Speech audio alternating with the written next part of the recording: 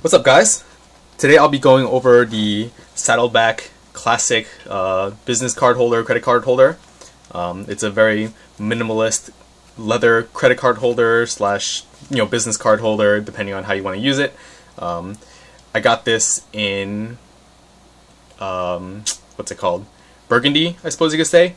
I also have a second one here, still in the package that it came in, and this is in a coffee brown. You probably can't quite make it out.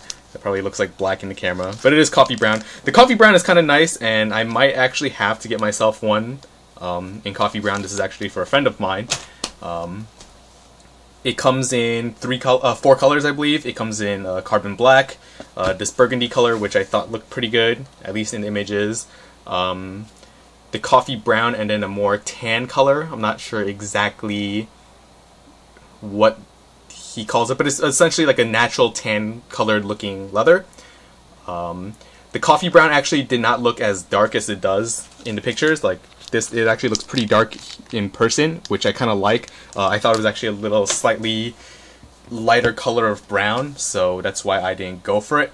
But I don't mind having the burgundy one. It's kind of nice. One pet peeve, right off the bat for me, I'm not sure if you can make it out here, but in the fold of the center of this card holder, you can see that it wasn't really dyed properly. I guess when they colored the leather, they did it when it was like folded up and closed or something, or maybe this leather stretched out a little bit more, and then they didn't redo the finish on the leather. So you can kind of see that this is a brand new card holder, and you can already see a mark there.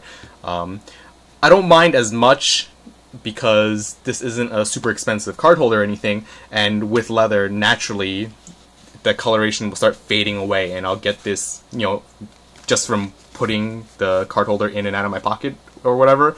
But it would have been nice if it was actually an even color throughout. Another thing is that the edges actually aren't finished. They're left raw, and you can kind of just see the layers here, where you have, I believe, cowhide. Then you have a layer of pigskin, and then the outer shell of cowhide. In the middle, he has pigskin here, which is like a softer, slightly softer leather that makes it, easier to slide cards in and out and whatnot. As you can see here, I have it fully loaded up with what I had in my old card holder. This card holder is just a two-pocket design. There are positives and negatives to it. A positive is, because it's a two-pocket design, it makes the overall package slightly smaller than traditional card holders that are staggered, just because it's the size of just slightly larger than one credit card versus, say here I have on the side my old card holder. This is my old Stingray leather card holder, which is empty right now, but you can see how it's staggered with 3 rows per side. And if you look, if I stack these two on top of each other and you look overall, the Stingray one is slightly bigger. It's not terribly that much bigger, and actually if you were to carry a lot of cards, they actually fit better here. I feel like the staggered design works out so that it's easier to kind of go through and pick out which cards you need, versus something like this. But I did want to get something in leather because, as you can see here, these are calcium scales that's on top of the Stingray leather, and after a while, you can start seeing the black coloration is starting to wear off and it looks gray. And I still use this. I've had this since, I want to say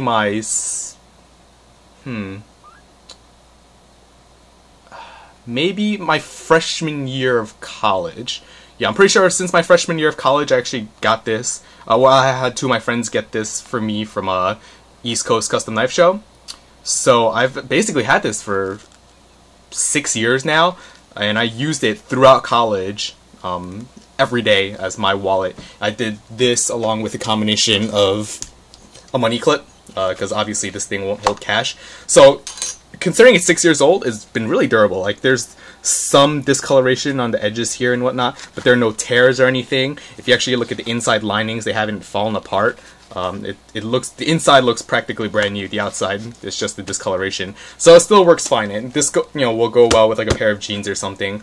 But if I'm wearing something like slacks or a dress pant, if it were still all black, it wouldn't be a big deal. But because it's starting to discolor, and I'm not really sure if you can actually recolor these scales, I decided to get something in leather. And originally I was going to get black leather, but I decided it was a little boring, so I decided to go for this. Right now in here I have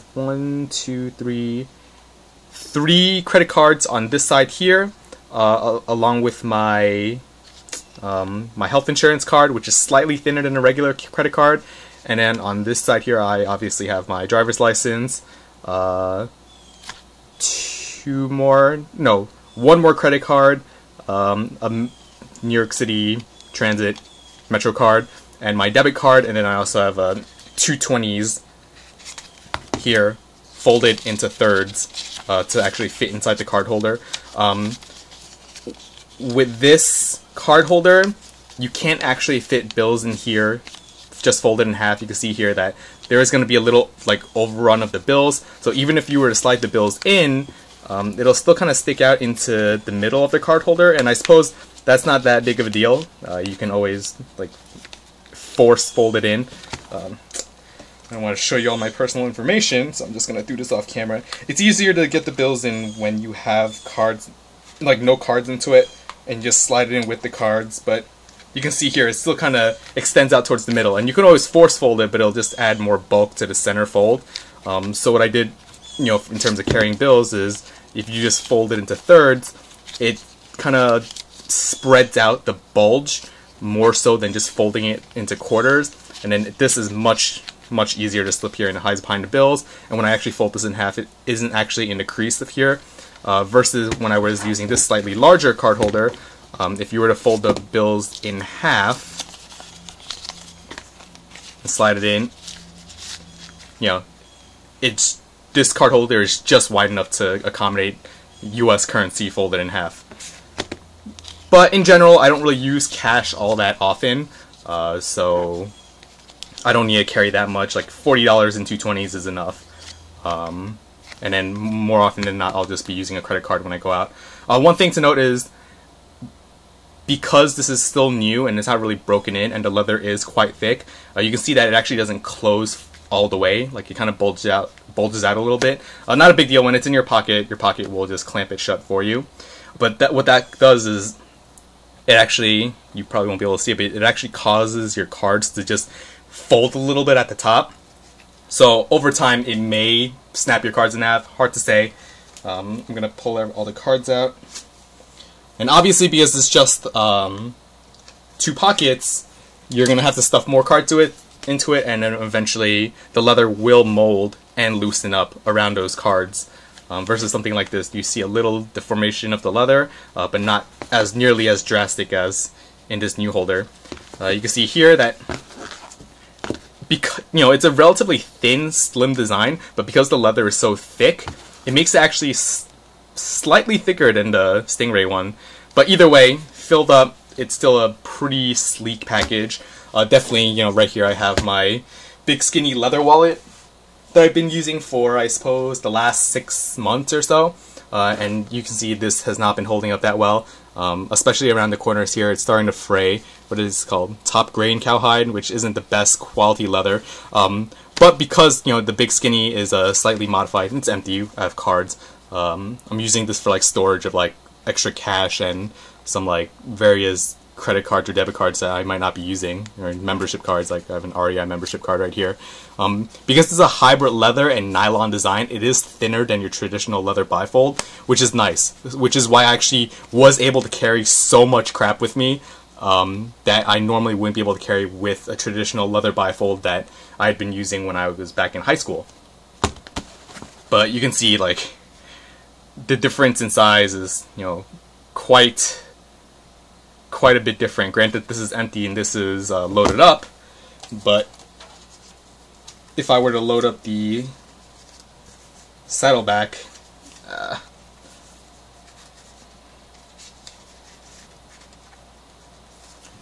like so, doing it off camera, you can still see that it's still significantly thinner than my my regular wallet. And okay, like right here I have a stack of extra cards and business cards and stuff that probably is pretty equal to the thickness of cards I have in here. So if I were to just pull out like the spare cash that I had in this wallet, thing's falling out. You can still see, like, it's still slightly, you know, it gets it pretty close. Obviously the cash, you know, this amount of bills is going to add a bulk to it, but it's still not that bad, and it is still quite thick. So if you're looking for a minimalist wallet, I would highly recommend the Saddleback wallets. They come with a 100-year warranty, basically a lifetime guarantee that says, you know, if this ever falls apart or breaks on you, they'll probably either fix it or more than likely they'll just send you a new one. It's not overly expensive. You can order them from Saddleback for $21, plus around like $5 and change for shipping and handling. I got 2, and shipping for both of these was like $6.11, so total I paid $48 for the 2 of these. Definitely worth it. In terms of price comparisons, the Stingray leather card holder was $35, and this wallet was around $30 as well, I think. And like I said, obviously because there's no bill carriers in here, you might want to throw in a money clip. You know, a titanium money clip can run you around $30 as well. So it may not necessarily be cheaper, but definitely the difference in bulk is apparent. Like, let's say I just, you know, this is an excessively large money clip from CountyCom, so it does make it, you know, just a little bit thicker than a traditional wallet. But that's only in this small section here. It's not actually a larger piece like this. Like, obviously, if I were to look at it from this angle like this, you can see it's actually the same size, and then there's no cash in the wallet here. Saddleback's stuff looks pretty good. They also have a very simple leather sleeve card holder that I might buy. It's actually just a slightly larger rectangle of leather with top open, and then it's sewn on 3 sides with like a small cutout here for you to push cards out. That's purely for holding credit cards, and that actually wouldn't be a bad thing for minimalist design. It'll probably be slimmer than this because here you see at its thickest point it actually has 4 layers of leather, versus with that design it's actually only 2 layers. But the only problem with that, and the reason why I kind of prefer fold over card holders, is that nothing will fall out of this, you know. Versus if you just had a top loading design, granted nothing should really fall out of it anyway because it'll either be in your pocket or you're using it. But the problem with pure leather like this is that once you stretch it out, it will be stretched out. You can't shrink it back down. And then if you decide to carry, let's say, 5 or 6 cards in that sleeve, and then you decide, okay, I don't want to carry that many cards today, and you only put in 2 or 3, then it's going to be a very loose fit. Versus with this, you know, even if it is a loose fit, it folds up in half, it closes it, and it's very secure. And it does give you like an option of better, slightly better organization. Obviously not as good as something with 3 slots per side, but you can see here, you know, the credit card I'm gonna use the most, I'll keep on the top end here for one side, and I could easily pull that out to use when I'm in the stores. And then if I need ID or anything, you know, obviously you want to keep ID pretty relatively handy. I could probably honestly even take this, put it towards the back, and maybe put my debit card on here or a second credit card on top, because I don't have to access my ID as often as I do my credit card. So that, I believe, you know, makes it a much more superior design than the sleeve itself. But the sleeve is cheaper. I think Saddleback sells it for $12 or $14. So that's something to consider. But, you know, for the quality I feel of the leather, you know, even from this distance that I'm away from the camera, I can still catch whiffs of the leather. Actually, you can already see I'm slightly scuffing it up a bit, but it's fine. So yeah, like I said earlier in the video, other than the fact that it kind of could have been finished a little better, and you know, I would have preferred a burnished leather edges. I would really like this. Obviously, in terms of the polish, I can just do it myself, and in terms of this burnished. The burnishing the edges, I can do that with myself as well, but that just adds additional steps to something that should be a ready-made product.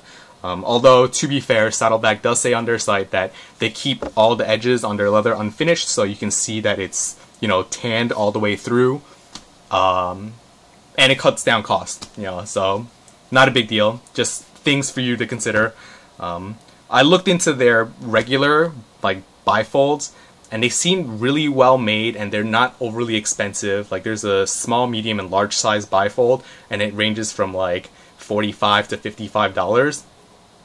And they look really nice, but the only problem is, I believe those wallets use actually an even thicker leather than this.